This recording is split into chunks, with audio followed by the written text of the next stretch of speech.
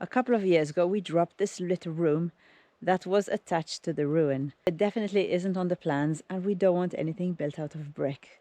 And Luke had a brilliant day dropping it down. Okay, so demolition time! Woohoo!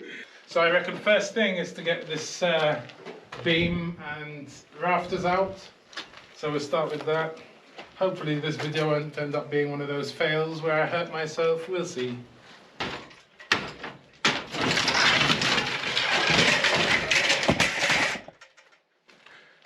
I'm all good.